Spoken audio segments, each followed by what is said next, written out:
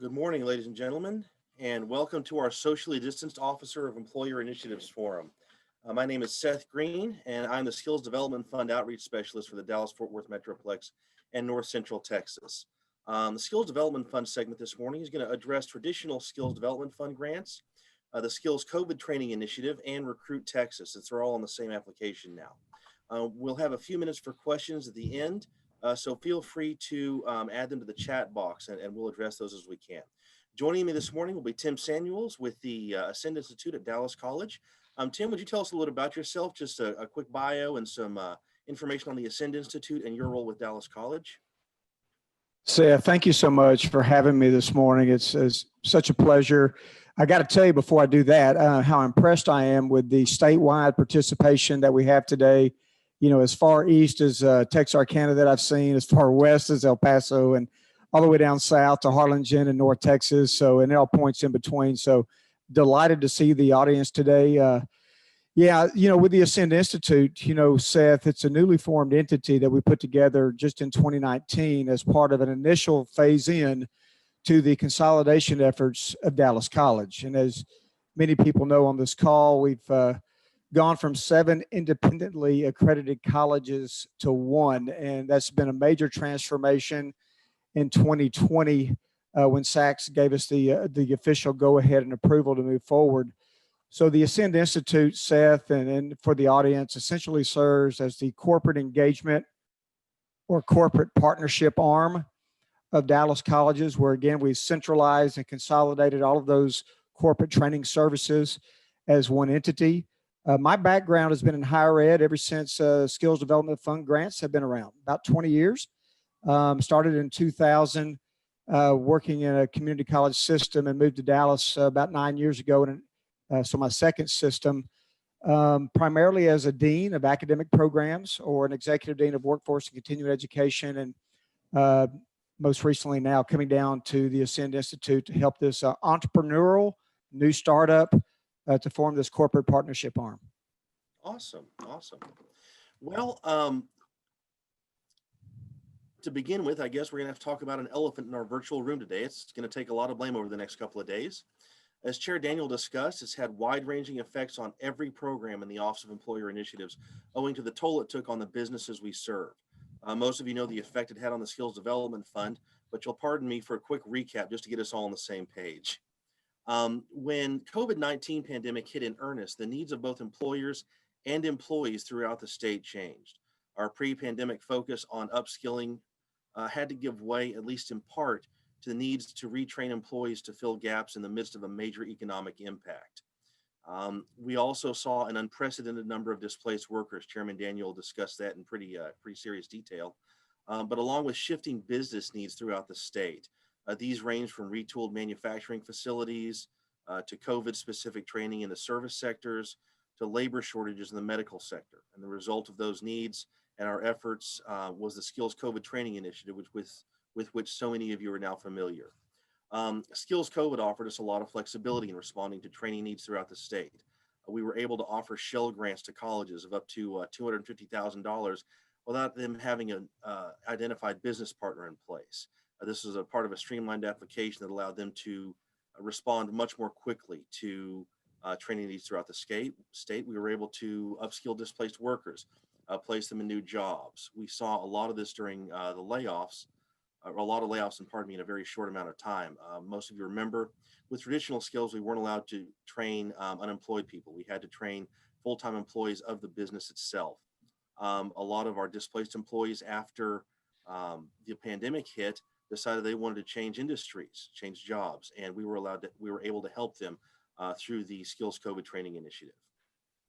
I saw some major programs. I know Tim's going to talk about a few with Dallas College, but I saw some others, notably with Grayson College in the medical sector, that's still going on right now. So great job with them. We were able to focus less on categorical thresholds for training and more on the immediate COVID-fueled needs of the company.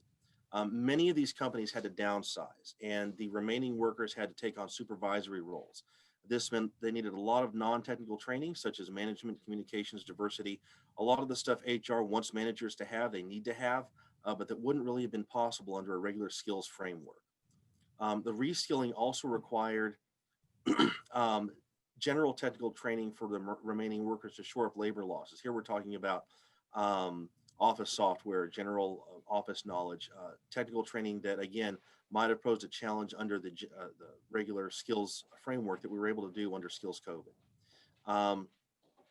We also streamlined the application process. Traditional SDF grants, you remember, had faced a 60 to 90 day approval period, but Skills COVID applications were approved in a much more timely manner, much quicker. Then we had the end of our fiscal year, August 31st. Most of you know that, working with the state. The pandemic did not end though, and the new fiscal year brought a new application and some changes to the rules for the Skills Development Fund. The new SDF application combines Skills Development Fund, Skills COVID, and Recruit Texas on one application. Now, this is going to allow the colleges to work together to agree on a program that best fits their needs. And the regional SDF representatives are going to be able to offer technical assistance throughout the process, regardless of the program that the business partner ends up choosing. It also allows for a $50,000 shell grant for regular skills without an identified business partner. This is a little bit of a holdover from Skills COVID. These still are two distinct programs, and Skills COVID is going to have a little bit more stringent requirements. So this is going to allow the colleges to address training needs in a timely manner, even for companies that might not fit directly into a Skills COVID grant. It's going to combine general technical and non-technical training in the same category, allowing more supervisory and soft skills training where needed. Now, with the Skills COVID, we had kind of a relaxed attitude toward those, toward the business technical, general technical, and non-technical training categories. Most of you remember, for regular skills now, we're still going to be sticking with 55% business technical. That's going to be our focus. But the 45% remaining can be any combination of non-technical and general technical. The 10% cap on non-technical soft skills training sometimes presented a challenge to the training needs of the business, and the new SDF rules allow us to better address those needs, especially in a COVID initiative, COVID era, where some of these businesses might, again, not fit directly into a COVID framework, but we can still address those needs. We also have an increase in unwavered individual funding for regular SDF grants. Again, this is a holdover from our Skills COVID. Most of you remember before COVID hit, we had a training cap of about $1,800 before we had to go looking for waivers from our evaluations team. Now we have a cap of $2,000. We also still have some waivers and in-kind funding we can look at with businesses to meet their needs, but this allows us a little bit more flexibility in meeting the training needs of these businesses as they recover from COVID and as they upskill. The biggest change, I think, is going to be workforce development boards are now eligible applicants. This was in the statute. We didn't really have rules for it up until COVID hit. And when COVID hit, we invited the workforce development boards to come in and apply for Skills Development Fund grants alongside the colleges. This is going to remain in place. While some of the workforce boards might choose not to pursue these grants for whatever reason, some don't have the bandwidth. This scenario does allow for a lot more flexibility with the third-party training providers. So that's just a quick high-level view of the changes to the Skills Development Fund over the past year. Now we're going to get into a few panel discussion questions with Tim. Tim, just to begin with, would you give us a little bit of information about the changes you saw in training needs with COVID and how Dallas College responded to those needs, both with Skills COVID and whatever other ways you'd like to discuss?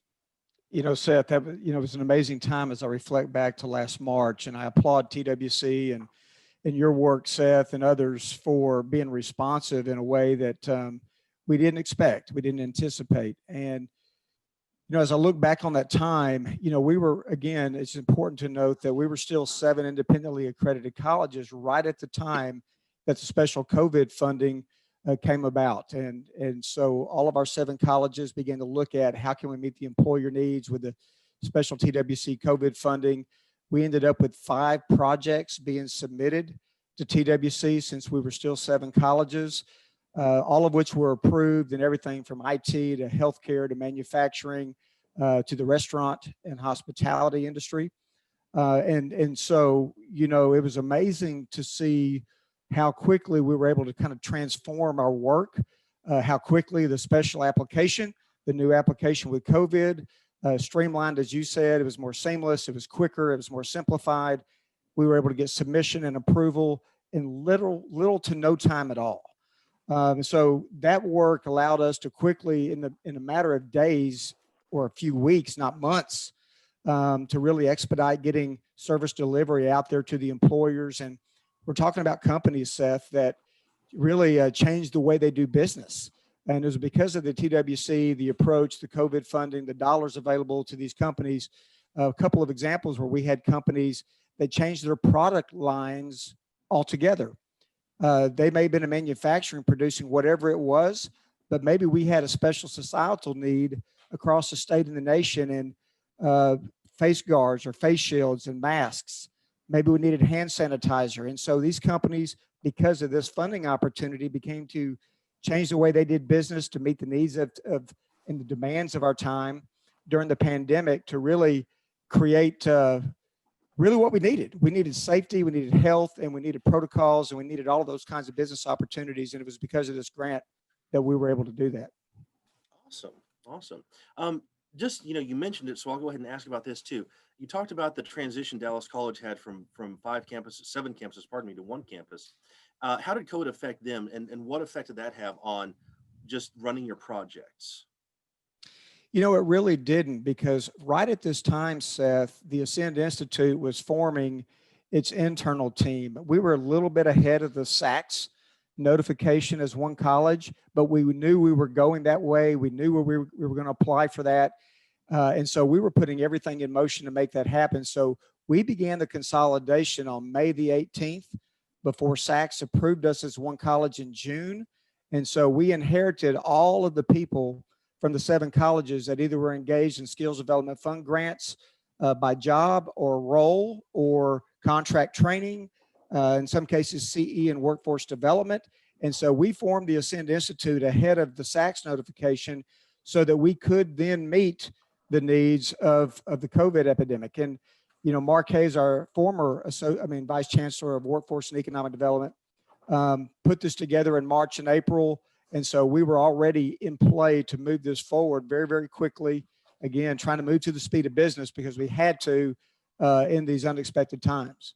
Awesome. Awesome. Now we talked about that. We talked a little bit about the changes in the new Skills Development Fund grant. We've had the new application on the books for about 4 months now, a little bit less, I think.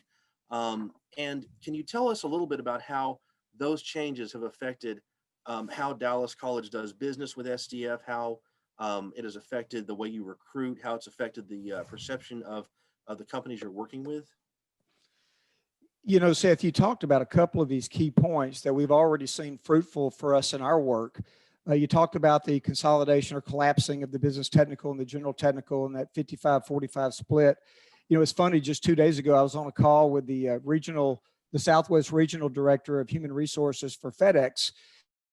And if you don't understand the culture, just a quick example of FedEx, they love to hire from within. They don't necessarily require a degree. And so if you have a GED and you're a good employee, you demonstrate the proper work behaviors, and you get a job, they like to elevate you into mid-manager positions. And one of the things with FedEx is, we needed more of those soft skills for these folks, because a lot of times they've not received any formal education in leadership or in management. And so with the relaxation, if you will, of the new TWC SDF protocols and requirements, now there's more soft skill and leadership and management opportunities that can be afforded to not just FedEx, but really anybody.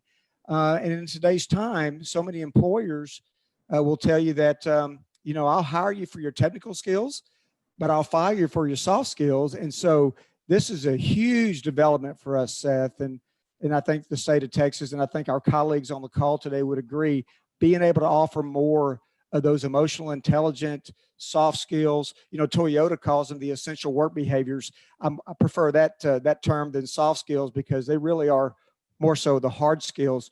But that's huge. I think that affordability to us through that.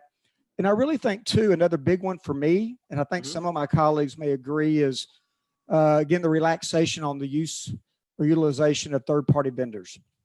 In the past, it's been kind of expected that we would have, kind of that 50% use of that. But I think TWC recognizing that for colleges to build capacity, to build bandwidth, We treat those third-party contracted providers as one of our own. They follow the same, hiring expectations and reporting expectations, and whether it's be course syllabi, all of those kind of things, and job performance, just as though as an adjunct or a full-time faculty of a college. So for me, those are two of the biggest ones. And again, the shell, just the shell contract, the SDF contract or application being much more aligned with SSBs, providing us with an opportunity to submit without a partner. We may be relying upon some labor market intelligence data, for example, to where we're ready to look at, different industry needs and, high demand, high occupation needs in the North Texas area. And we may have some data in front of us that we go, we've got employers in mind because we know who they are, and we want to go after an SDF application, and we may not have the specific partner identified, but being able to submit to do that, I think is going to really pave the way for us going forward. Okay. And what are you seeing as some of the major business needs in Dallas College's service area right now? Well, we look at LMI data every day. Fortunate through the Ascend Institute to have the capability to look at all those tools and resources, Seth, and clearly for the Ascend Institute today, we're focused on 5 major industry clusters. Certainly, and it's probably not different from any of my other colleagues on the call, but it definitely in our area, IT and healthcare, construction and manufacturing, and logistics distribution. If you look at the number of jobs, where we had several hundred thousands of these jobs unfilled in 2019 before the pandemic. So we were able to hone in and zero in on these different kinds of industries, and then drilling down to understand the specific occupational types, and then working with employers through their SOC codes, and really begin to look at what is beautiful about the SDF.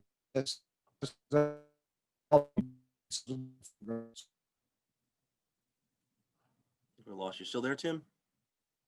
Still.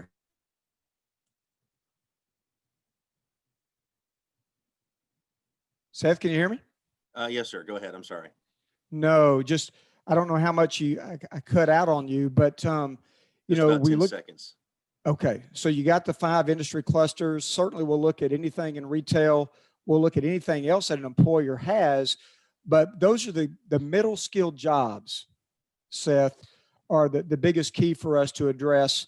And so that is really the head and shoulders above what the biggest need is in Dallas County, North Texas as a whole. And so that's our major focus with the deployment of the team with the Ascend Institute. Awesome. Awesome. You touched on this a little bit more, but maybe just a little bit more if you wouldn't mind. Traditionally, what have you seen as some of the bigger challenges of the SDF grant, really before COVID? And how did Skills COVID address that, and how is the new skills rules address that? Yeah, Seth, I appreciate the question. Before, when we had an employer, we had to have an employer partner or a consortium of employer partners. And by the time we got everything developed, even including a training plan, it may take weeks into months. And by the time we were able to submit that in the training proposal, the Texas Workforce Commission for consideration and approval, employers needed that training yesterday. But unfortunately, just I hate to say it, the bureaucracy of our systems and practices, it took months, sometimes 6 months, sometimes 8 months before we had, the final approval to move forward and getting a training program established and started. I think with the new application process and some of the relaxation of requirements, and certainly you spoke about flexibility a while ago, Seth, that's what that gives us now. And that's huge for us as we truly try to meet the proverbial speed of business.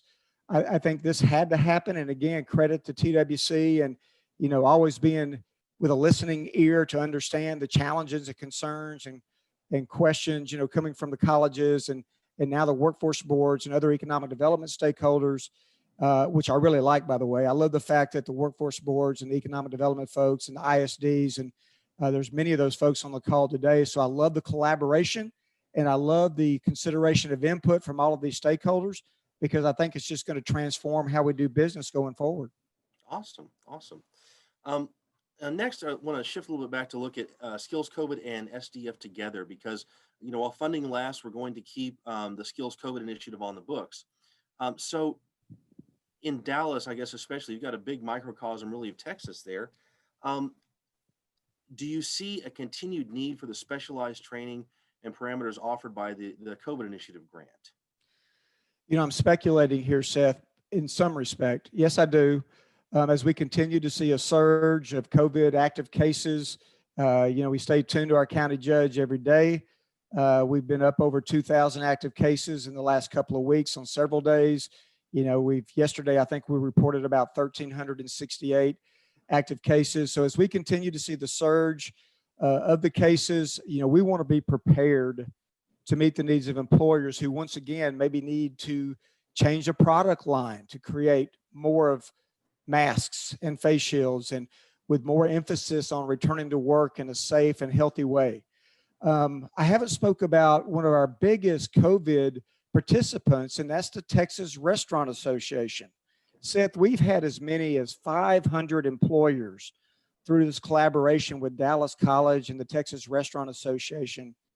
We've got about 30 employers right now working through that current COVID grant. And there's no question to me, as we think about your question of, do we see an opportunity to continue to seek out and use the COVID grant money? And that in their case, the TRA, yes.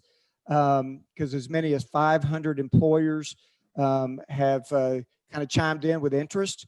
And so this, in fact, we've got this Texas Restaurant Certification Program between the Texas Restaurant Association and Dallas College as the driving force.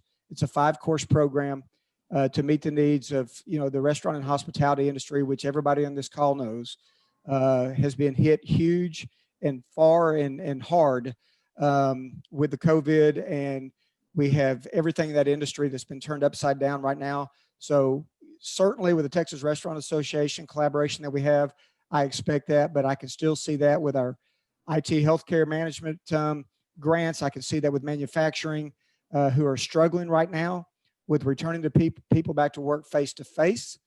So I think that the door is certainly open for continued interest in pursuing the special COVID funding. Awesome, awesome. And you talked a little bit about the TRA project you're doing. Can you tell us a bit more about any other COVID initiative training that you still have going, just to kind of give us an idea of what's still there, what's still needed? Well, again, in those industries, I can't speak to the specifics, Seth, on the actual training outside of the main thing is being able to get people back to work face to face, through our Dallas County Manufacturers Association and working with my team over in that area of the region. We continue to struggle with getting people back face to face. There's been a lot of conversion to online training, of course, but there's some of that highly technical training that is best served and needed in face-to-face instruction. And so, we're kind of pausing some things for now, which is obviously causing delays. But we're hoping after January that we can, see the trends with a trajectory of better numbers across the county so that we then can get back to more face-to-face. We're going to follow every industry and every company protocol to getting people back to work. And of course, Dallas College has their own protocols to do that. But right now, the struggle is real, with the delays that we're experiencing because, even Dallas College now working back from home again, at least through January the 4th, as we continue to see the recent surging of COVID cases. Awesome. Okay. And you mentioned hands-on training. Could you elaborate just a little bit on that? Have you had to do hands-on training so far, and how have you addressed that? We have done hands-on training. We've abided by and adhered to the industry safety protocols to return to work, meaning our faculty, our adjunct faculty, our providers of training, whether it be third party, to make sure that we were, lockstep with the industry partner so that we met their demands for working in the workplace. Certainly Dallas College, we have our own protocols. So we had to be in concert with these companies to making sure we're all on the same page and getting back into the place of work. When you talk about manufacturing, whether it be CNC machining and, and whether it be printing companies and anything that required highly technical training, just some of that is best served face-to-face because a lot of that could be competency based. And while online learning can certainly give you the theory and the aptitudes there, you had to be able to get into the place of business to really get that lab, training to do the skills and demonstrate the proficiencies and mastery of those skills. Okay. Last question, and just right quick, we have a couple minutes left before we have to transition over to Recruit Texas. But the last one I wanted to address was the Workforce Development Boards now being eligible to apply for NSDF grants. They used to receive financial incentives for assisting in business recruitment. That's no longer the case. How has this affected Dallas College's, business recruitment efforts for grants? And what do you see as the continued role in working internally for recruiting, working with the workforce boards, and working now with your local EDCs as well? Fortunately, Dallas College values, our workforce boards, our local workforce boards, specifically Workforce Solutions Greater Dallas. Seth, they've been a partner of Dallas College for so many years, working with the president, CEO, Lori Larea of Workforce Solutions Greater Dallas, but her whole team, the likes of Lynn Hoffman and Stephen Bridges and Richard Perez and Connie Rash and many others. I mean, we have a good relationship with those folks. And I think this new opportunity for the workforce boards, I think is going to enhance and strengthen our collaboration opportunities with the board. So I'm excited about that. I mean, I've had the pleasure of working with Lori Larea with some business relocation efforts. And you talk about Recruit Texas, where we've been at the table together as key stakeholders to look at companies relocating to Texas. And we all know, I think Tesla just relocated to Texas. So we've got so many folks that still are relocating to Texas. And so working very hand in hand with our local workforce boards is going to be critical and very instrumental, I think, to our success going forward. And so anything that we can do with our local workforce boards, we want to be active in participation. We want to be a key participant in that role, and anything that we can assist them with and vice versa, we want to engage that work very, very openly. Sounds great. Thank you. Well, that's going to conclude the section for Skills Development Fund and Skills COVID. I'd like to transition now to my colleague, Marlon Drakes. So he's on.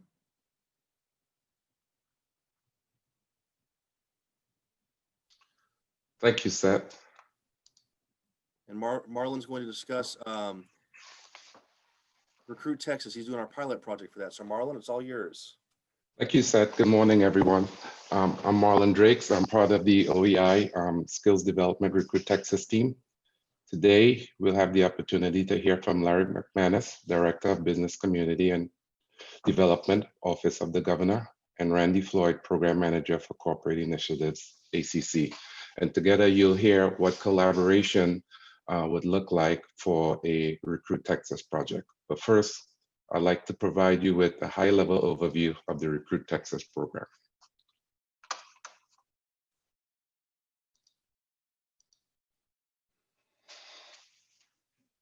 So the purpose of the Recruit Texas program is to provide training and support services for employers expanding or relocating their operations to Texas, with a focus on recruiting employers who will provide high, complex employment opportunities. The program is meant as a larger economic package in collaboration from entities such as the Governor's Office and your local EDCs. If it's meant to be a regular training project, that's where the Skills Development Fund will come into place. But again, this is meant to be a larger economic package. Who's eligible? Public, community, or technical colleges, Texas A&M Engineering Services, TEKS, are eligible for this program. Unfortunately, under this statute, workforce boards are not eligible under this program. However, it does not exclude the board from participating at a local level. The program works in a few simple steps. Economic development corporations and other partners identify potential businesses that's willing to relocate to Texas, and they will work with the TWC's Recruit Texas team. The college will work with that business to develop the training program. Once that training program has been identified, the college and the business partner execute an agreement that outlines proposed Recruit Texas activities and the roles and responsibilities of each partner. TWC then reviews that application and provides funding to the college for the proposed Recruit Texas training activities. To speak more about the larger economic activities, I would like to introduce you to Larry Mcmanus, Director of Community Development, Office of the Governor. Larry? Thank you, Marlon. I appreciate the opportunity to give an overview of what we do in the Governor's Economic Development Office, how we work with businesses who are looking to expand and or relocate into the state of Texas, and how we work closely with our Workforce Commission partners, Texas Workforce Commission, Office of Employer Initiatives, our local workforce boards, and our community colleges and colleges across the state. In general, our office will be a point of contact to companies who are considering expansion. Most of the projects we work are expansion type related. They can be in-state expansion, or they can be out-of-state expansion opportunities. We do from time to time have potential relocations. Relocations tend to cost more for companies. So generally what you see are the expansions. Our general process is a very decentralized approach towards economic development and business recruitment. We cannot do economic development without our local economic development partners and our regional economic development partners. They are integral to the entire process. And almost you can say they kind of drive the process. There are programs at the state level, there are programs at the local level. However, when a company winds up picking the state of Texas and deciding to expand there, the local community has a very important part, and the local economic development group has a very important part in assisting the company in accessing any programmatic dollars or incentives that might be available to them. And those include training dollars as well. So the typical process, and what was mentioned previously was Tesla. And to give you an idea of kind of how that worked, the company itself, sometimes companies employ consultants, site selection consultants. Sometimes they do it themselves. And in this particular case, the company itself reached out to our office, and we visited with them. And whenever a company is interested in expanding, generally what they're looking for is a potential site in the state. However, as Chairman Daniel had mentioned early on in his opening remarks, labor tends to be at the top of consideration. So depending on the size of the business, will kind of dictate where it makes sense for them to consider in the state of Texas. We don't direct companies where to go. We don't tell them they have to be here. We don't tell them they have to be in this part of the state. They make that decision themselves. We do have interaction with our local economic developers who inform us of what they have available throughout the year through visits, especially with our regional representatives. We do have regional representatives out across the state that are interacting with our economic development partners. And from what we learn, we're able to talk intelligently to these companies. However, it is their decision as to where they want to consider and where they want to go in the state of Texas. So with the Tesla project, they came to us, they completed a site requirement form, which allowed us to make a request for information to our economic development partners. And we only work with our economic development community partners on potential projects that are considering the state of Texas. And as you can imagine, all our projects are confidential. So unless the company itself makes it known that they are searching, we pretty much do not talk about the projects, and we keep them competition sensitive. We treat them as competition sensitive and keep them confidential. So we'll reach out to our community partners. Community partners will put packages of information together, including sites, but they're also including programmatic information, which includes the training funds. So things like skills development are very important in the responses to these companies when they're looking at the state of Texas. And the economic development corporations or the economic development organizations at the local level will have already had communication with their partners in the workforce area. So that includes the local workforce boards and the local community college. And as we reach out, interact, information is facilitated between companies and the communities. Eventually, what we wind up doing at the state level is we kind of take a step back and let the community start interacting and negotiating with the company. And that's at that point where some of you may have already been engaged in some of these site searches. And the company will probably do site visits and will want to meet with other businesses and with the workforce training partners that the economic development organizations wind up working with. So at some point, after the company has evaluated its information and has determined that the programs that are potentially suitable to be pursued will be pursued, then they will work closely with the local communities. They'll make an announcement. In the case of Tesla, they've made an announcement located just outside the city of Austin in Del Valley. And they themselves will be working with the Austin Community College on skills development or training dollars. And so that's just a very large picture or high level picture of how we work projects from an economic development standpoint.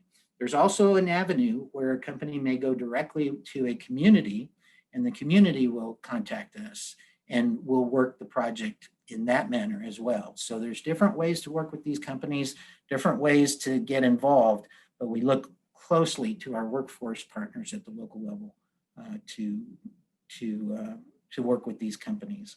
So with that, I'll introduce Randy Floyd with the Austin Community College to talk about how they use the skills development program and the Recruit Texas program that was initiated by Texas Workforce Commission. Randy? Thank you, Larry. I appreciate it. That diagram that you see on your screen right there is really just a simple visual representation of the strategic approach we've taken at ACC since 2013 to build training capacity for the advanced manufacturing industry cluster in Central Texas using SDF funding. As probably everyone on the call is aware, the advanced manufacturing industry took a really hard hit in the downturn of 2008, and many of the major players permanently downsized their internal training departments.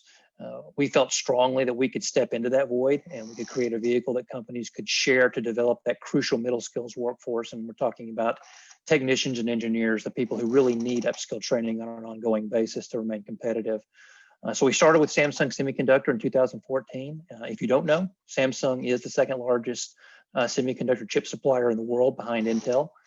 We worked closely with them really to identify their major training needs of the technician and engineering workforce. And then we built our first iteration of what is called our Advanced Manufacturing Fast Track curriculum in 2014. We spent the next 3 years working with them very closely to refine that program. And by 2017, we had successfully upskilled about 1,000 technicians and engineers with that curriculum. We followed that up with a SDF partnership in 2018, and this time it was with Applied Materials. Applied is the largest semiconductor equipment manufacturer in the world. And so during that grant, we had the opportunity to, I think, to really refine the program even further to meet some of their very specific needs. Followed that up in 2019 with a third SDF partnership, this time with NXP Semiconductor, another large chip supplier. And by that time, we really didn't have to adjust the curriculum at all. In fact, we invited a couple of their managers from the company to attend one of our training sessions at Applied Materials, and they came away completely sold on the curriculum. So we wrapped up that grant, and then in 2020, we've entered into a partnership with Flex, formerly Flextronics. If you don't know, Flex is the third largest electronics manufacturer in the world. And now they're leveraging the curriculum, plus they're getting us to design a couple of new classes that are specifically suited to their needs. Now, you probably noticed that I mentioned the size of the companies, and I did that deliberately because it really reflects our strategic approach to the industry and how critical SDF has been to building our capacity. I think it would be probably impossible for me to overstate how important SDF has been in allowing us to pursue this very high-level strategic direction for the advanced manufacturing industry. In fact, I don't think we could have even gotten out of the gate with this plan if it hadn't been for STF. And that kind of brings us around to Tesla. So like everybody knows Tesla's coming.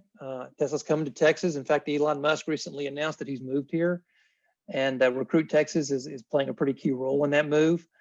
I can tell you that Tesla has an extremely aggressive training program for their technicians. They call it their Tesla Fast Start program, which, as it turns out, just dovetails very nicely with our Fast Track manufacturing program. So we're in the process right now of building a Recruit Texas grant that's going to allow us to not only make the necessary curriculum adjustments that are going to be required to meet their needs, but also to obtain some of the really critical robotic equipment that's going to be needed to train their technicians and mid-level engineers. You know, when we started this program back in 2013, I got to tell you, we honestly had hoped we would arrive exactly where we are today.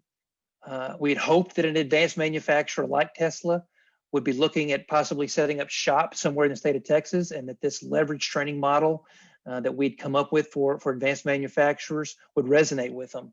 And obviously we can't say that, you know, or even pretend to know what all the factors were that led Texas to choose Central Texas.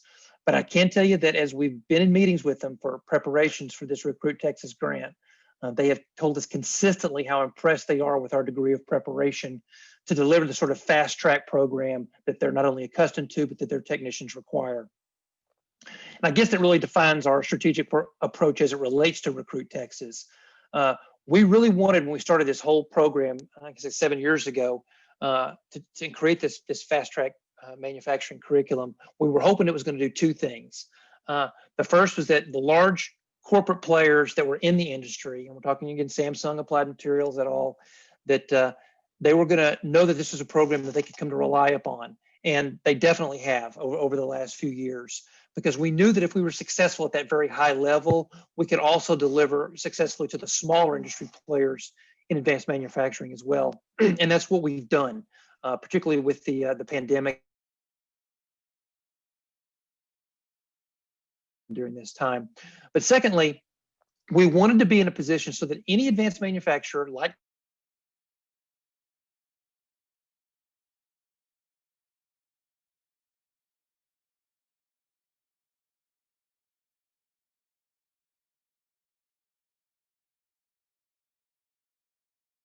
this technicians, mid-level engineers that drive that workforce need the sort of you know, fast start upskill training that our program is providing. So I can tell you that right now we're meeting with Tesla weekly as we work on the Recruit Texas grant, and we're tracking towards getting our submission into Marlon and his team in January. So that's where we stand, Marlon.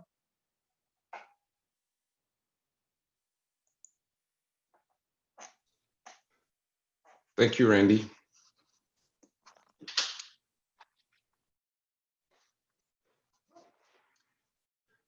Christina, do we have any questions? We currently don't have any questions in the chat box at this time. However, if you could, I do have one question.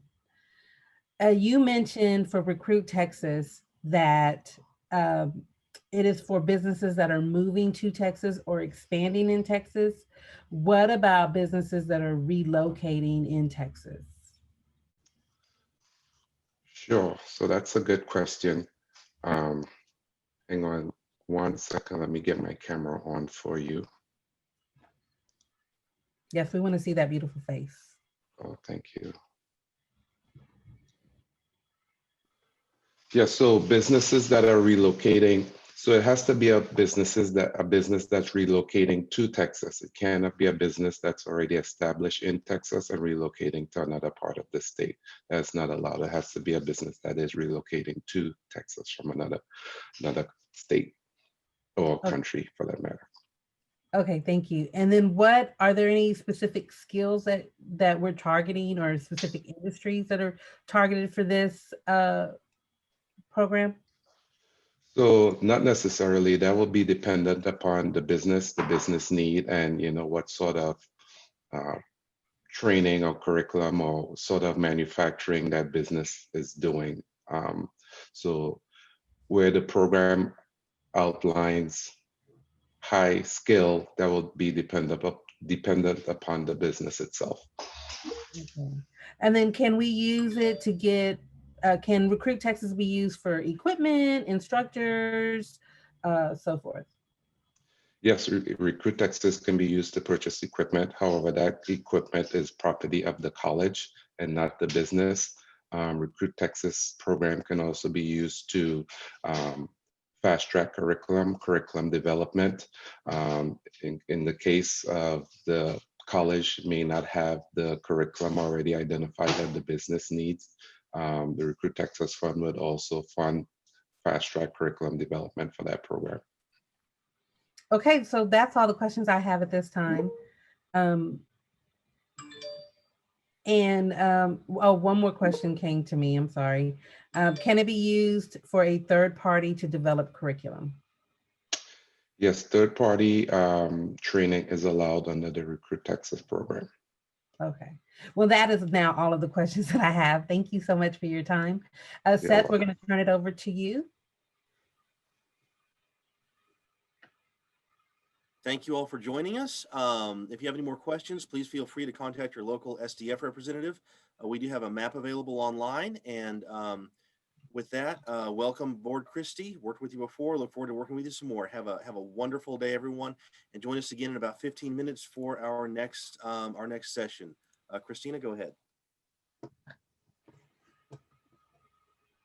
Thanks again so much for joining us. Our next session will be Small and Mighty Resources for Skills for Small Business. Please join us at 11 o'clock. Thank you. I'm sorry, please join us at 10:45. My apologies. The next session starts at 10:45. Thank you so much.